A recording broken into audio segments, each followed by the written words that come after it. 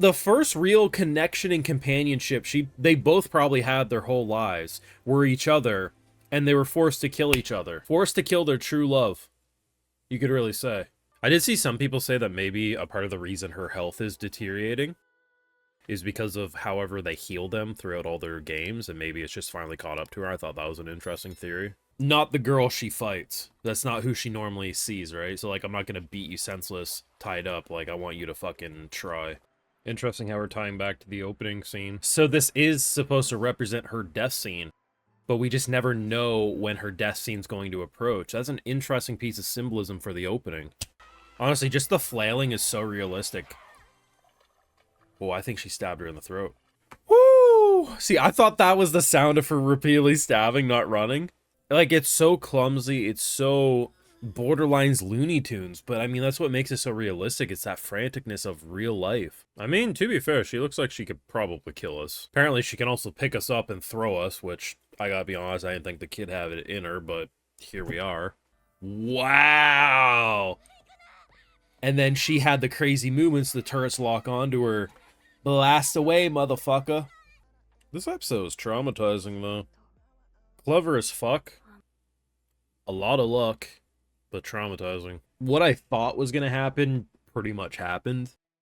Now, obviously, until we see future arcs, I can't be completely sure, but I figured with the mistake that was made, it was going to change Yuuki as a character, that she will be a lot more calculated, cold, and probably emotionally shut off from other people after letting her emotions make her overlook a situation that allowed Mishiro and company to, well, jump them. But what's even crazier is something I didn't expect, and that was Mishiro's death. She did die, but what they ended up doing and how they highlighted that, as fucked up as it is, this girl and her psychotic energy, for both of them, they kind of were the only beacon of true light that the other had. It was a goal to chase, a situation to try to overcome. And while sure, you might be able to die with a bit of a grin on your face, because for the first time you have warmth, because you felt your own blood as the person you always wanted to challenge and beat was able to beat you.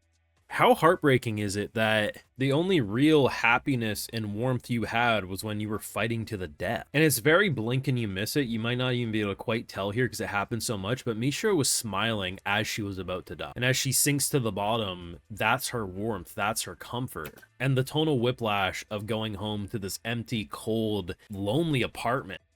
The only happiness either one of them had was fighting the other. And now all she's left with is this arbitrary clear 100 games. What a sad, pathetic existence of life. What a disgusting show, man. I can't look away from this, and I love every single minute of it. Fucking masterpiece. Jesus.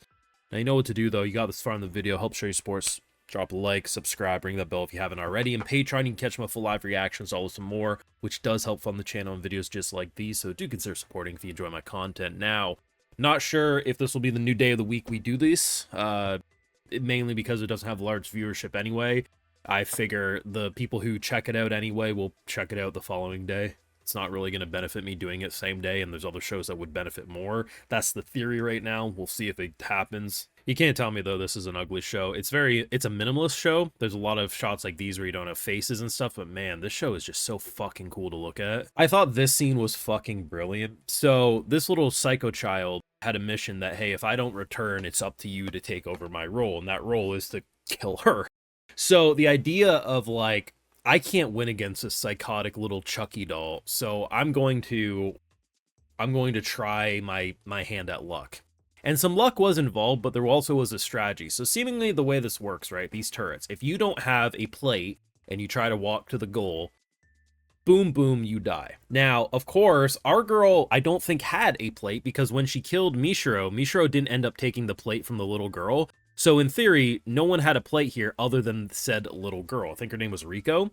So when she starts walking slowly, the guns are pointed on her. And by taunting her, saying, hey, is this how Mishiro would want me to die? It forces her to run after. And by using the whole combination of luck and strategy, and she dies and not you, yeah, that was luck. But that was also strategy. And you know what? Could have went very bad, but hey, even if it did, at least you would have had a fairly peaceful death rather than a slow, painful one from this psychotic little child. I really wasn't sure what they were going to do because you end last episode with everything getting swarmed, and they kickstart this episode saying, hey, you know what? They're dead. I'm like, oh, great.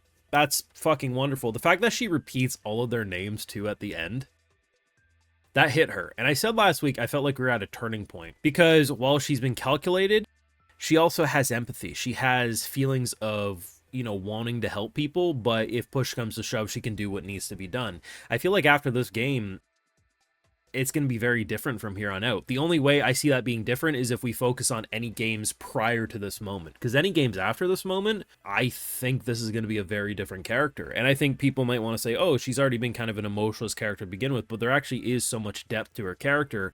If you look past the monotone, deadpan face reaction she gives, there's actually so much substance into how she's actually feeling. And you know, it's an addiction. She has an addiction to pain because she has nothing else to offer. And this arbitrary goal of clearing 100 games, I still don't believe there's actually a reason for it other than this, if I do it, I'm special. No one will ever do it but me. It's my Guinness Book of World Records, you know? It's hard to say where they truly want to go with her.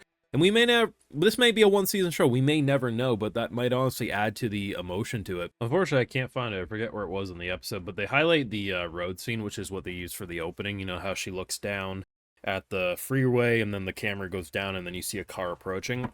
It's super interesting, that shot, because in this episode, they utilize it, because they skipped the opening this week, and they do show, similarly, the visuals.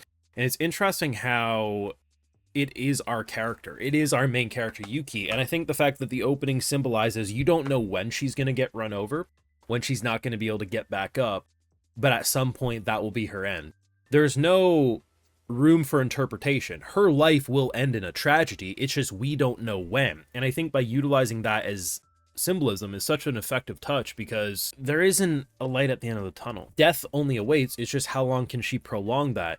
Because every time she goes back to one of those games, it guarantees that she is too far gone. And I think after doing 30 some odd games, I don't think she's pulling away anytime soon. And I mean, she's already permanently lost 2 of her fingers. Her person basically says like they went down the drain. So as long as the body parts are still around, they can be reattached. So seemingly, I mean, at least she still has her thumb and her index finger, which is arguably the most important. But yeah, I mean, by the end of her life, she's going to have a lot of permanent injuries, isn't she? I'm loving this show. I think it's criminally slept on. I think it's thought-provoking as hell, and I think Studio Dean has absolutely cooked a masterpiece of a show and one of their all-time bests. Let me know your thoughts down below. Make sure you drop a like, share, support, subscribe, ring that bell, and Patreon. You can catch my full live reactions, all some more, which, yes, does help fund the channel. So I'd love to give those video shoutouts to my patrons because they make it all possible over here. All right, so today we've got Sinohan, Xeno God, Mario Jacob, original name here, Brian Gonzalez, Cody Tiffany, and we also have TR's Grace. So I appreciate the support, everyone. Please take care, and y'all have a good one.